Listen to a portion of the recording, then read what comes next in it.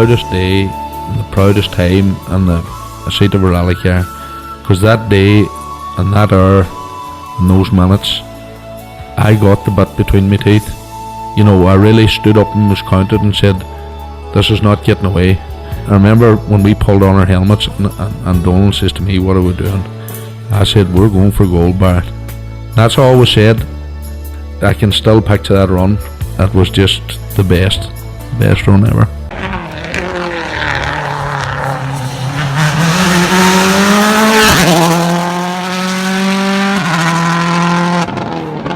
Welcome along to Krunching Gears, Let's Talk Rallying, episode 11.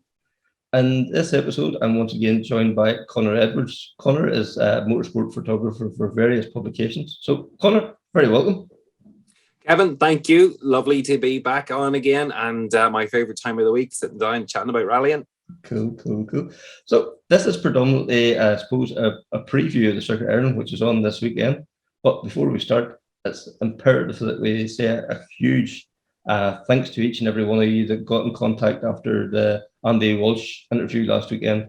The response has just been overwhelming. The lovely messages, the kind wishes. I know this is coming from Andy as well as myself, that I think the two of us has been bowled over by the well wishes and all. And the amount of money that was raised too is absolutely fantastic. And Kevin, just before we start talking all things the circuit related, Willie Lockman rally was on at the weekend there down in Carcanturo over 6 stages and second round of the Irish Forestry Championship. And just a quick brief on the results there. So Patrick O'Brien, Stephen O'Brien had a great run out in their recently acquired Skoda Fabia R5. Very convincing, win over the 6 stages. They were 29 seconds ahead of Jordan and Paul Hone in their R5 Fiesta. And behind them was Keith Power and Donald Balfe in their Fiesta R5. Yeah, and then top two-wheel drive, there was John Gordon and Ben Taggart as well too. I think they were something like 5th overall, which was fantastic as well. And then they had a really strong run out. Yeah, for sure. And then we can't go. Michael McDade and Declan Casey at Rally Nuts, I think was 3rd in their class there, the BDA Mark II. And then a bit further afield then in San Remo, Craig Breen and John Rowan were starting to set the pace then, but unfortunately then with a few wee mechanical issues were forced to retire. But yeah, it was very unfortunate San Remo now, because that the whole hype and build up was looking like a good battle between Mads Osberg and what he called Craig, and it just unfortunately never got to materialize just to various issues between both. Both of them went out so early, didn't they? Yeah, that's right. That's for sure. That is for sure. So almost to the Circuit Ireland this weekend, based in Ballymena. Bit controversial the way the format is, but I suppose when you look at the ins and outs of it, it probably makes sense. That the route was designed during COVID times. We didn't know where we were going to be at this stage 6 months ago. So 2 absolute classic stages, there's no doubt about it, Glendon and Cairncastle. But before we get into too much detail, we'll catch up with Johnny Greer. He spoke first of all about West Cork, and then we'll go on about the circuit then. Yeah, it went really well. Obviously, a lot better than we were expecting. The West Cork hasn't really been a happy hunting ground for me in the past. Obviously, the rally's fantastic. I've always enjoyed the event, but competitive-wise, we've never really been on the pace in that event. So going into the rally, we knew everything was good with the car. We knew we had a good couple of events under our belt before that, but at the same time, I wasn't really expecting much out of it. Just really to get a bit of time in the car in those sort of conditions and really try and learn a bit better. But from the first stage, everyone was really close, and that just kind of started the weekend on a positive note. And then we went from there, and everything really took off. So yeah, it was really enjoyable. It was very much one of those weekends that started and it was gone in a flash. It was just the fact that everyone was so competitive and everything was just. It was just a great weekend, But I was really happy with how everything went. Considering we knew that we were going to struggle, and the fact that we were there was a good, pleasant surprise anyway. Yeah. And like you said there, West Cork always hasn't suited you in the past. Has that something that you've been concentrating on, over the winter, to try and improve there? Or? Not really, no. I mean, we sort of know that high speed stages really aren't really suited. I'm not really suited to high speed stages, but West Cork obviously is very high speed from start to finish. So we didn't really focus on it too much because we've just been trying to get mileage in the car and get the car to work and things like that. So we've sort of we sort of know that the car's in a good place now and that it's performing well, but we didn't expect even in those sort of stages to be up there with the rest of the guys. So that was good. But as for like setup wise and stuff, we haven't really done anything to make the car better in those areas because I know it's not the car's problem, if that makes sense. And then, like as you said there, like right from the get-go, competitive, setting the times, mixing it with the guys. Isn't it fantastic to see like the Tarmac Championship, like the top 4, 5, 6 cars separated by like fractions of a second in some of the stages? Yeah, that's the thing. I mean, it's really like when it's been a long time since I've been involved in a rally that's been like that. When there's been so many people so close together, and it does change the outlook of the weekend. You sort of don't get nobody gets a chance to really have a rest to a stage where you have a bit of a gap or a margin. Every stage you're going into, you're fighting for a couple of seconds, and it makes the weekend shorter.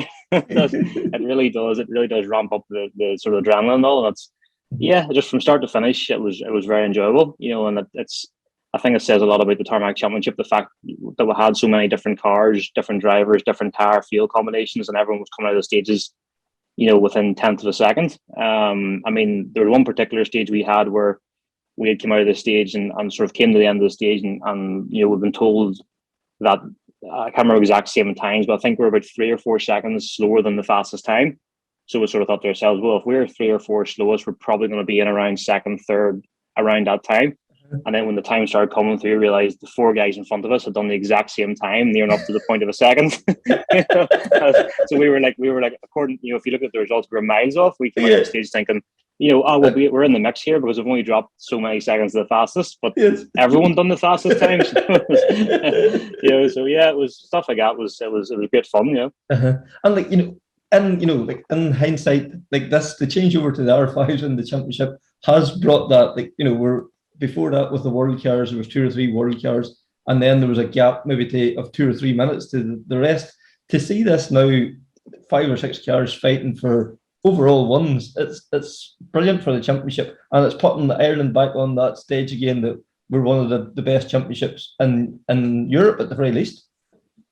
Yeah, I think that's fair. It's the last couple of years from when the R5s became the top class in Tarmac Championship. It has made the championship more competitive.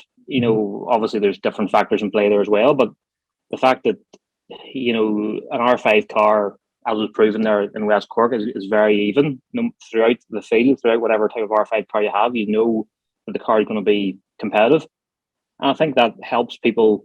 Obviously the WRC era, you had especially towards the end, you had the 2-liter cars versus the 100 cars. You had 2002 cars going up against 2010 cars, and the whole thing kind of got stretched out. And there's only maybe a handful of cars in the country that were top spec WRC cars.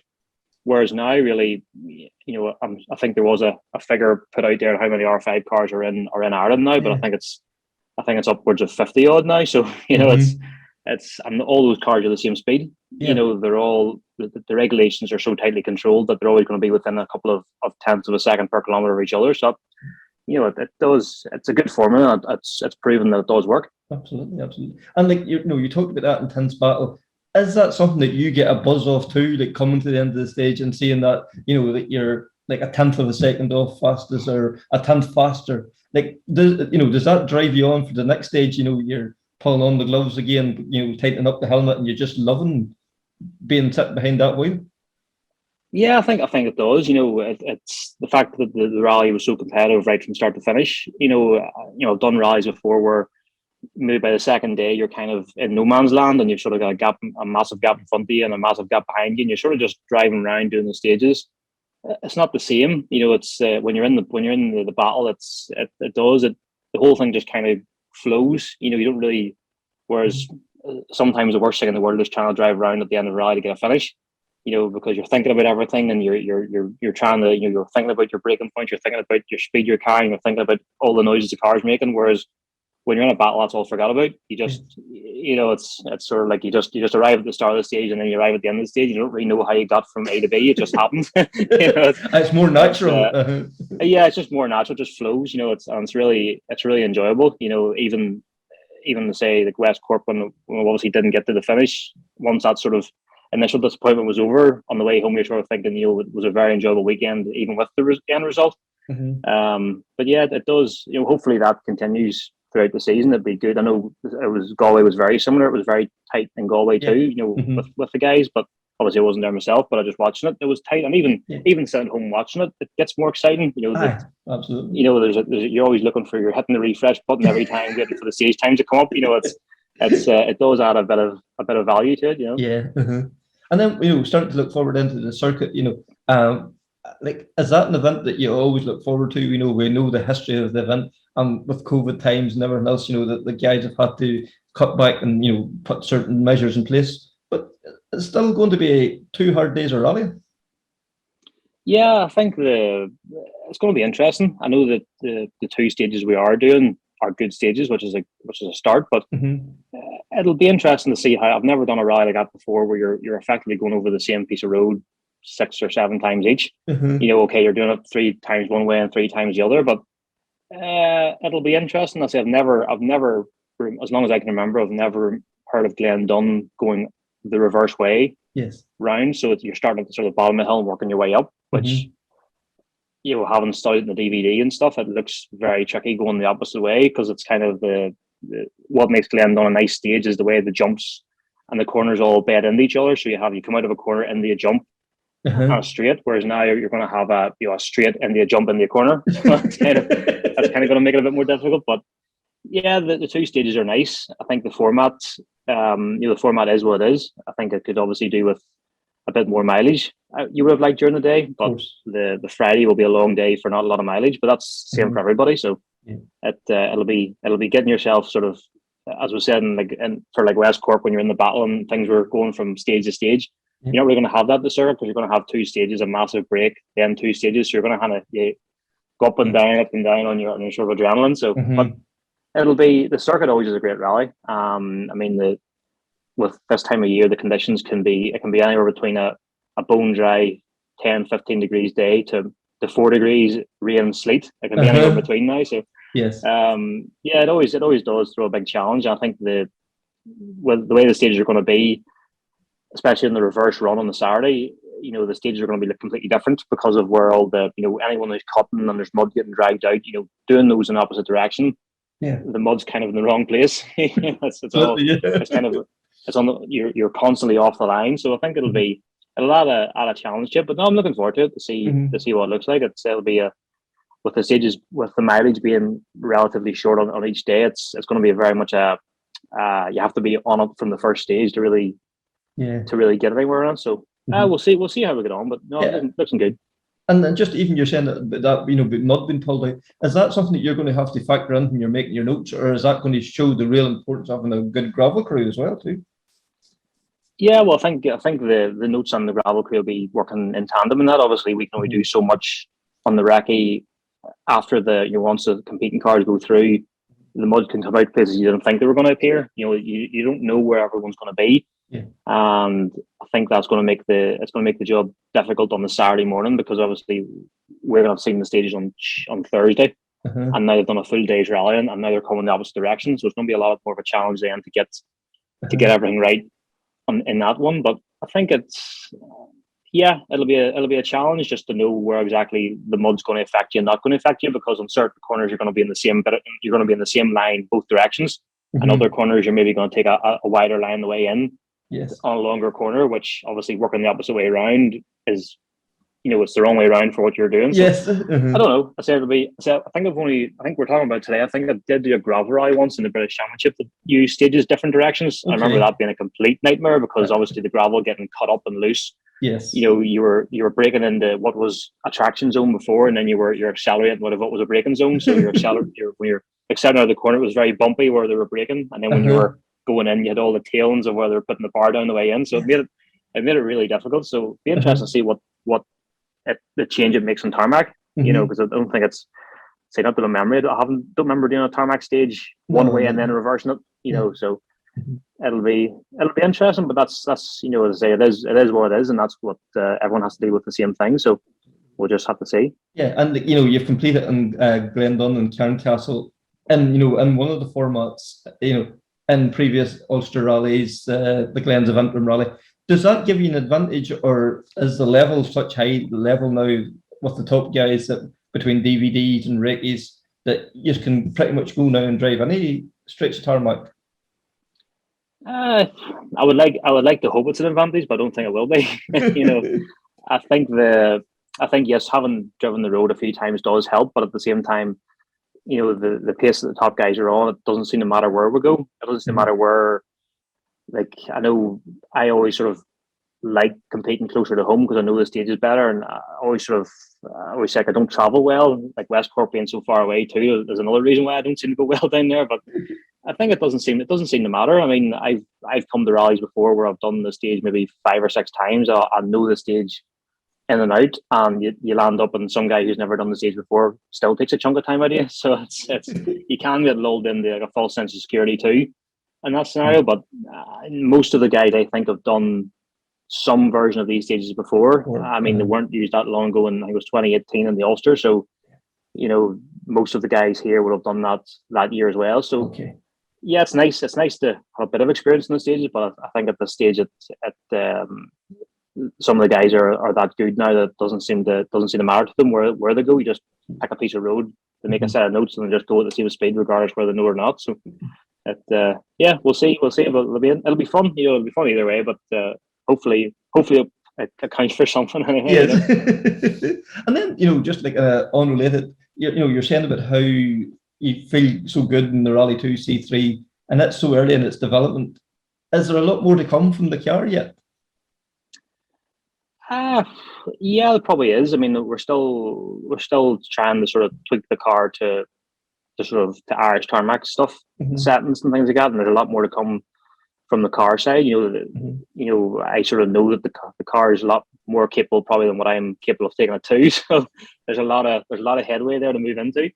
But I mean, we've done I think 3 or this will be our 3rd, 4th closed road rally on the car. So each time you learn new stuff, we'll learn things from Cork that we could have done better. We'll learn things from the Ulster and from the Sperrins and stuff that we could have done better every time. It's just there's no replacement for getting it onto a proper stage rally, a proper road rally, and learning. But no, everything the car performs brilliantly. I mean, it's been very good out of even the first rally we took the car out at. The car performed right out of the box, and it's just been getting better and better since. But we've a lot to learn. About just about everything about the car. Because sort of there's nobody going to give you any advice on how to set the car up for Irish tarmac because it's the only car really competing.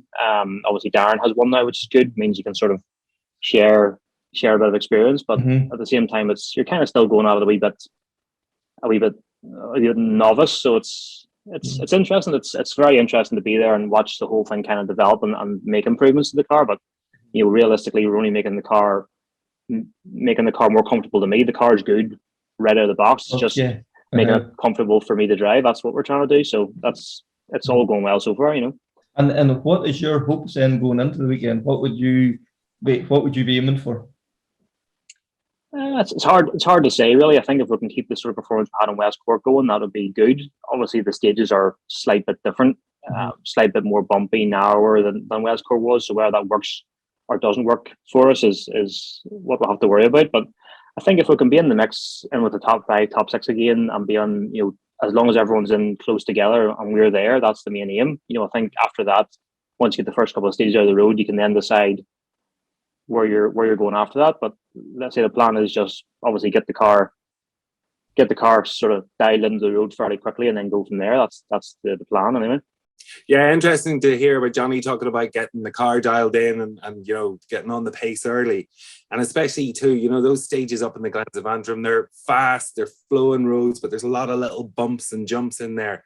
And it really is about, who kind of can, get the commitment in there first and get used to the pace. And what do you call it? I know it's 11 stages and it's an unusual format the way they're running them and going one direction on the Friday and running in reverse on the Saturday. But that opens up a few issues there with regard to, if the verges are soft and there's a lot of muck getting pulled out. Evan, what it does to the racing lines and maybe the pace notes with no gravel crew out there.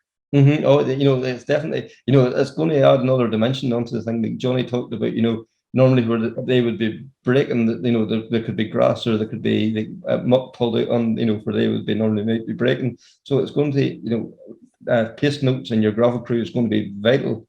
And then with the 3 passes on the Friday, and then 3 more in Glendon and 2 more on Cairncastle. It's just going to add a different dimension to it, So that's and as you say, it was a bit of a challenge for the guys organizing this. The last few years the circuit hasn't run. They were wary whether COVID would still be an issue or not. So I suppose they had to plan accordingly to see, can they limit the numbers of spectators, etc., if they needed to, and hence part of the format. Absolutely. 6 months ago, when they were going out and looking at stages and one thing or the world was a completely different place, as we all know, and we're trying our best to forget, But the top 10, we're getting spoiled this year in the Tarmac Championship. The level of car, and competitor, it's fantastic. It really is. It's phenomenal. Again, what we got? Another 5 Volkswagen Polos in there. It's just crazy. They just keep coming out of the woodwork. But again, when you look through that top 10, Fisher, Moffat, Devine, Evans, McGarity, Greer, it's phenomenal. The names in there, favorites on any. That's Josh Moffat, man. Every week we keep saying this. He seems so controlled, so comfortable. Like all the rest of them are having to take chances to try and keep up with them. So, it's going to be interesting to see this weekend. Can somebody finally break a stranglehold, or will he continue to dominate? It's going to be fascinating to watch. I don't know. You kind of think, and the wrong word to use here, but the luck has to run out at some point for him. And it certainly isn't luck because, as Josh can drive, and there's no question mark ever over that. No. You kind of think, can this role continue? And at the moment, there's nothing to say that it's going to come to an end. But, there's good competition there. But it's hard to see past Josh as being an outright winner for the circuit. It's an event well on. He does well up in the tarmac in the north, between either the Ulster Rally or the circuit in previous years. So, hard to see who can be ahead of him. Absolutely. The Vine, is hoping, I'm sure, to put his bad luck behind him. He was giving them a good fight there in West Cork, but unfortunately, mechanic lesson is forced him out. Alistair Fisher, that last wee percentage he seems to be missing in the first 2 rounds. Will that click in? Will Marion Evans finally get the roll of the dice that he deserves? Captain McCord as well. The list absolutely. Cahan's playing a blinder this year. He's absolutely.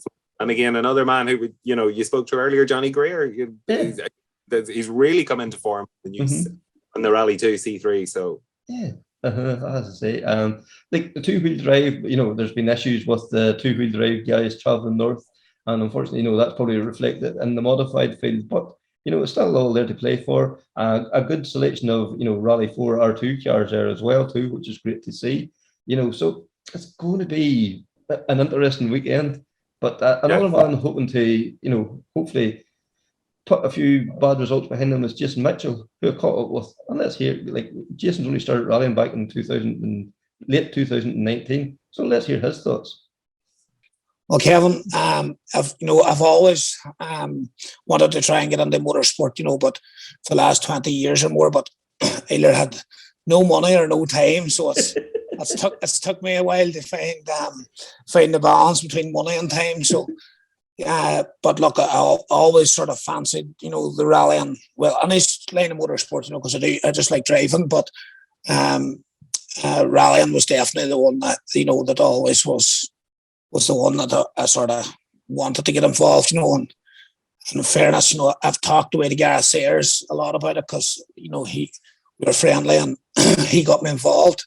Got me up with Kenny McKinstry one day, and I once I got into that Subaru, that World Car has, that was that game setting match, no turning back after. I had to get a car, so That's good now. And you know, in hindsight now, you know, like I suppose before I went on that, you know, I sort of wanted to get, you know, a twin camera Mark II, you know, something back wheel drive.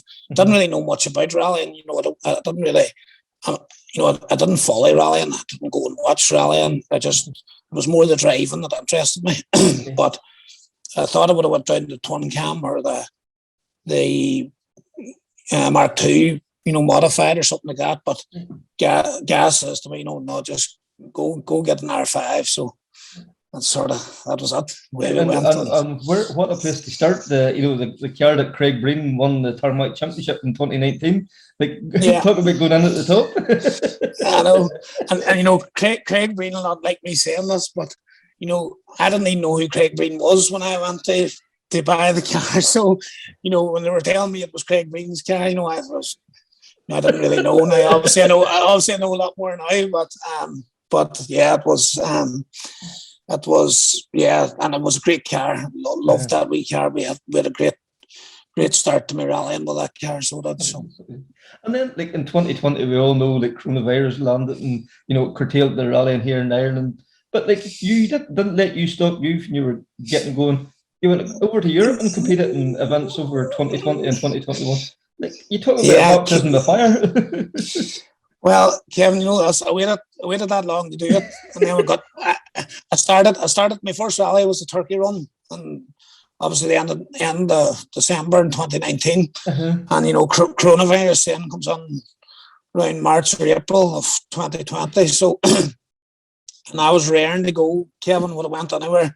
So, yeah, look, I just at that stage, you know, I'd got the bug, and I just. You know, I had to get rallying somewhere. I just wanted to drive. I just wanted to drive. You know, it was as simple as that, Kevin. There was no. It didn't matter where it was. If they told me to go to the WRC round, you know, I would have went. You know, it wasn't something that. No, I knew it was a big challenge, but that didn't. Well, it was just about driving, Kevin. That's really mostly. You know, I'm in the sport to drive. You know, it's not for any other reason, because I like it. So, you know, for me, it didn't matter if it was the ERC or wherever it was, you know, as long as we could get a road and you could go fast. Well, the going fast was maybe a struggle at times, and still is, you know, but yeah, it was really good, you know, Kevin. In hindsight, you know, I was able to go away and sort of probably be pressurized into doing things that you probably don't do when you're at home, because you've all the advantages of having cars from other people, and you know the stages over here done quite a lot. And I know they're done in other countries as well a lot, but you know you've got advantages there. But we were going out there, we're getting 2 past recce, hadn't a clue really about notes, didn't really have any real understanding of anything, and just I was made learn. You know, or you go off, or you know, so you know, it sort of forced me into making a lot of you know, things that you probably leave it to later on in your rallying career before you start making your own notes and maybe understand different surfaces and all the rest of it, you know. So, but no, it's good. Yeah, and like you've done roughly about 22 rallies, I think it is so far. But you know, you found the pace on gravel. But is it fair to say you find tar a wee bit more difficult just to master it?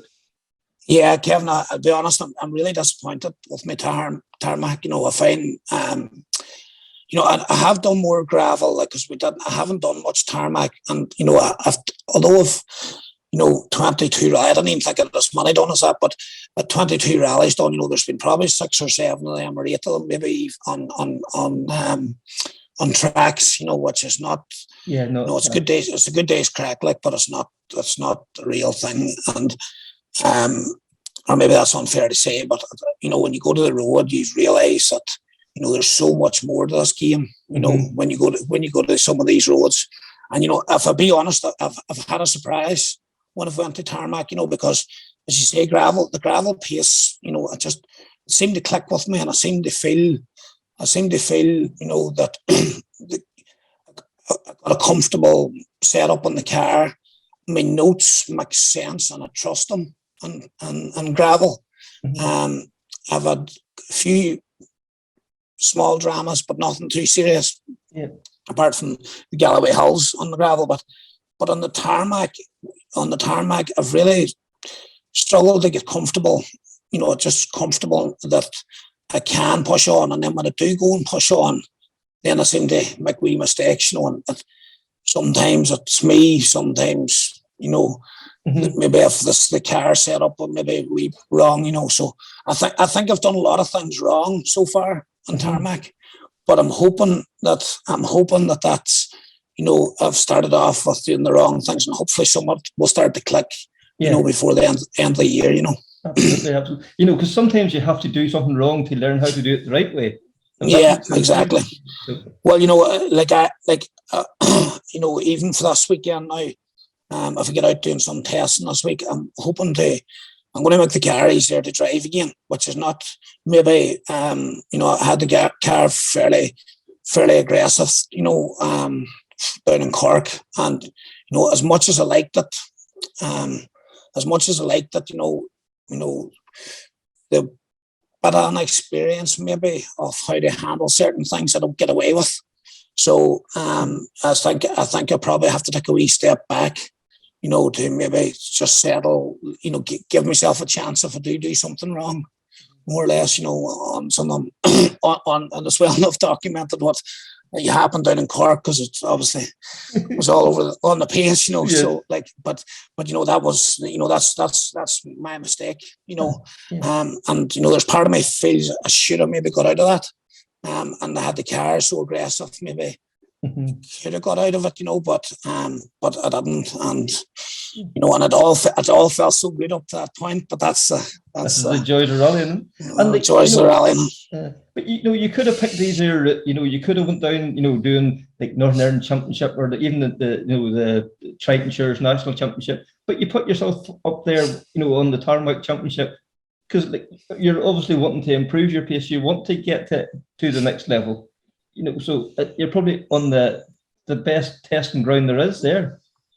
Yeah, well, there is theory behind the madness, Kevin. Like the way I looked at it, I said, and I have been advised not to go, and and probably quite a lot of good advice, not to go, go and do national rounds, and to stay in more local. But Kevin, I'm 43 now, and I've only really got started, and I want to get around these places. I want to see the West Cork, and want to see the Clarnies, I want to see the Galways, I want to see these and get around them, for a year or two, because time is, I'm not in that sport, and it does maybe sound ridiculous maybe, but, I'm not just on there, I'll not be in the sport, if I can't get, to a pace that I feel that I'm competitive, and I understand that I'm probably not going to reach the top end of it, but, I want to be in the race, and I want it to, there's a level that I feel that, that I need to get to keep me in the game. Yeah. So, if I can find comfort, with the car, and can find comfort with my notes, and start understanding it all a wee bit better, I also want the comfort of being going back to somewhere for the second time. Yeah. And even if, so for me, go back to West Cork. Unfortunately, Galway, we didn't get, with obviously the troubles we had in Galway, but, we didn't get around it. But, the part of the plan is just to get around this year. But maybe a bit faster than I am getting around. But because, the likes of, West Cork, Donegal, Clarny, they use the stages year on year a lot of the time. So, as you say, getting that mileage is critical, because you're competing against guys who have done, say, Moss Gap 7, 8, 9 times, 9, 10 times. So that has to play to their favour as well.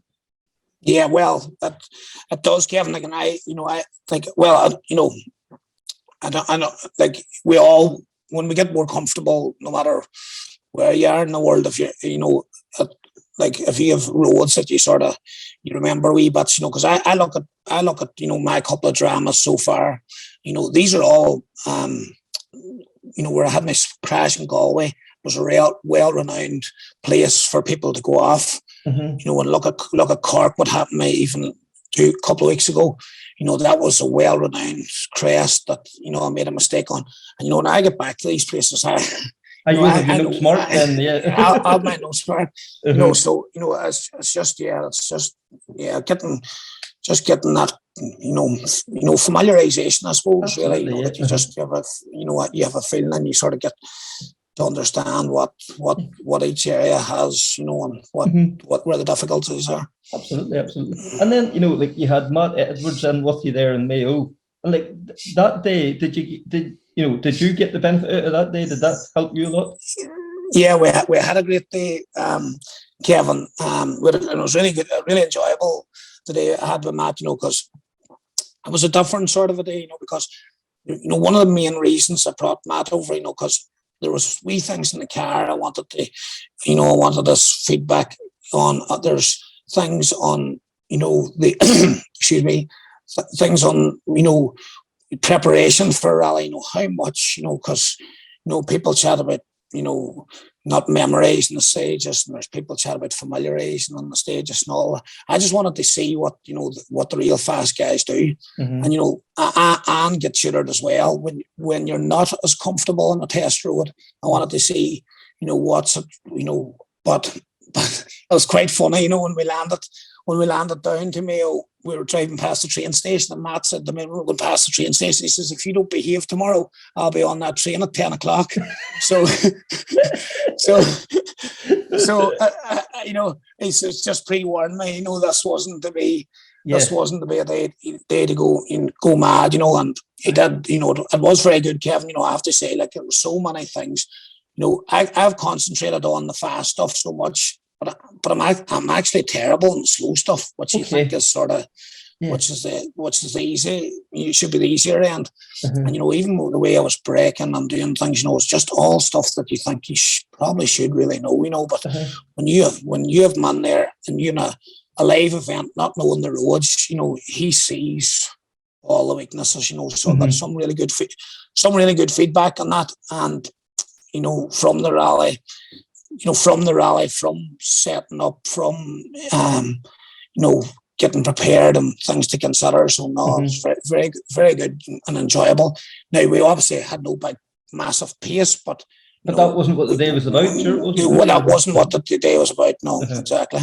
And probably an ideal format for that, because you had the two stages. And you went away and you come back and done, it was 4 loops, so you could see where the progression was each time you passed. Then, Exactly. You got a chance to do the same thing that you maybe made, a mistake on in the previous stage. Yeah, no, it's very good now. It was definitely highly recommended now. Yeah. And we're looking forward now to the Circuit Ireland now at the weekend. This is an event with huge history. Like, does that play a part in, whenever you're starting, driving out to the first stage, do you feel that sense of history or that sense, or is it just, as you say, you just want to drive the road that's in front of you? Honestly, Kevin, it's just about the drive, and look, the history, and maybe now when I'm starting to try and look for some on cars, I can sort of see, this week, and even when I was looking back to see, with Craig Breen there, it's obviously a really good stage on the Glen, and when you look back, you can see how far some of the dates go back. So it's sort of, do you realise, this has gone on, this has been part of rallying for a long, long time. Yeah. But to be honest, Kevin, it's not something that, and maybe that's not right, but for me, it's just the most important thing is to try and go as fast as we can, as quick as we can. But it's not something. Yeah, rallying can not be fairly quickly when you try to do that. So yeah. And then you had mentioned earlier on about you had done the recce there earlier today, and can you give us a wee sort of overview of the characteristics of the stages?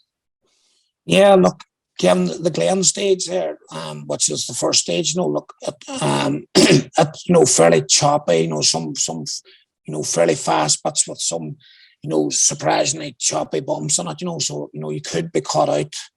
You could be caught out fairly easily on it, and again, even myself here, we West Cork with some of these fast crests, there's quite a lot of them on this stage as well, whereas, when you go to the Cairn Castle stage, it's a fairly big open road, and apart from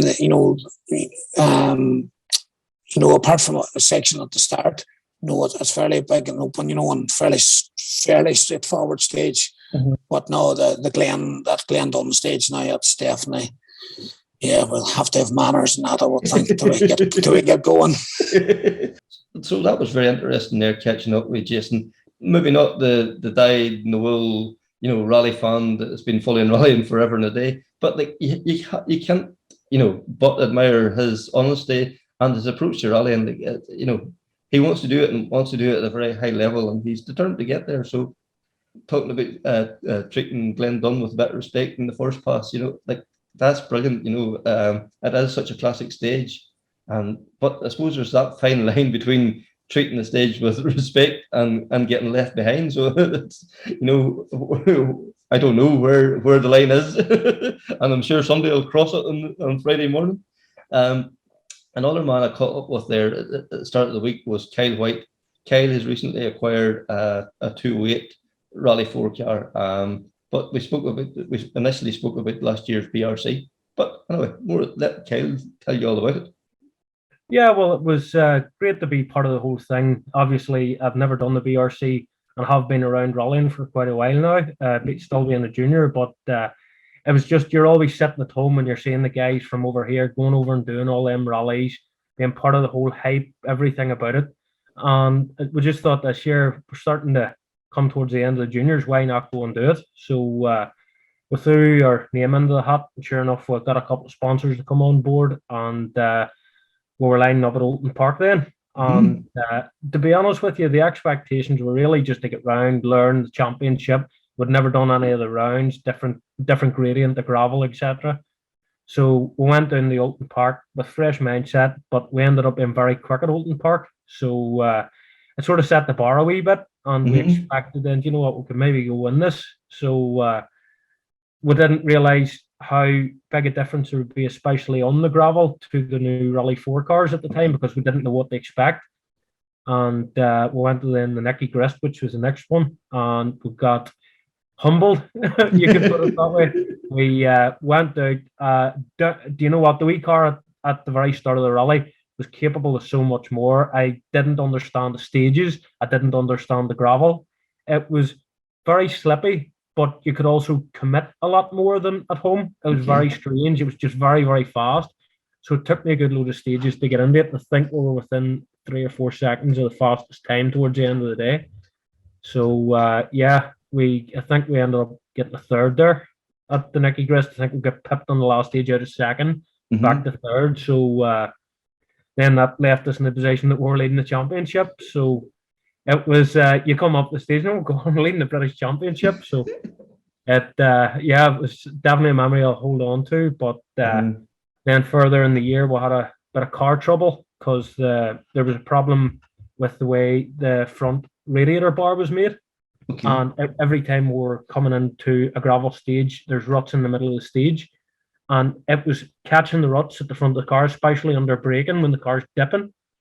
And it was pushing the radiator up and kinking the hose going through the engine. So it was giving us the engine warning light for temperature. So we pulled out of a couple of rallies of that. And then we got puncture in the Grampian as well. We were in a strong position, but then it ripped a brake pipe out. So we couldn't continue anyway. So, just a couple of things. It's just to be expected in your first year, especially being in the underpowered car and doing what we're doing. So, even at that, I don't think I'll ever have an achievement like I did with the VR2 car, going up against the other cars. So, you've got yourself a new Peugeot 208 Rally 4 then for the 2022 season. What's the plans for the year ahead? Yeah, well, we're going to contest the BRC again. We're going to give it a good go. I'm trying to think of an excuse at the minute because I get blown away because I don't really have one now. So it's down to me or Sean, but I'll possibly blame the Sean, obviously. And have you had an opportunity to try the car out yet? I literally just took it up the main road. I think it was a week ago there when we just got it. I was driven off the trailer and took it around up the road. It was public road, so I couldn't do anything. It feels strong. But obviously, the first chance to get to test the car, will be on the first stage in Glendon in the Circuit of Ireland. Yes. It's quite a daunting prospect as the first Yeah, test. yeah. I think it's the first time anybody's ever used the circuit as a test. And then, like you mentioned the Circuit of Ireland there. You've got to look at the stages. What's your thoughts on them? Yeah, we reckoned yesterday, which is Sunday there, and very, very good. There's a lot of places to catch out, and the chicanes, well, from what I'm led to believe, is more like an assault course than set chicanes. So it'll be interesting to see if we mark the side of the car, because I'm sure my dad will have some words for me if I do. And then, this is the car that you've wanted for so long. You've come up through the ranks in the R2s, and you finally got this R4. Like, what are your hopes really ahead of the year ahead? I hope so to get it around, get it finished with no damage, but that's easier said than done. Goes without saying, we don't expect anything less than to go out and win anything we do now. It's the only thing is there's a lot of competition there that's doing the exact same. So we're just going to have to try and stay humble and try and go out and do our best and see where we end up. Absolutely, absolutely. And isn't it amazing the amount of competitors from this side of the Irish Sea going across and competing in the BRC? Fantastic to see. Yeah, well, last year it was completely oversubscribed with us guys. I think there was half and half of English and Irish guys. So it was great to see. And even there, I was looking at the entry for the circuit. It's an incredible entry too. Just the amount of talent in this country. It's just one of them things. When you go over the water, especially, you'll still have Irish guys up fighting at the top. Yeah, it shows you the level that we're at. We're no longer, the also-rans where we can compete with the best. Yep, that's it. No, it's great to see, and it's great to be part of too.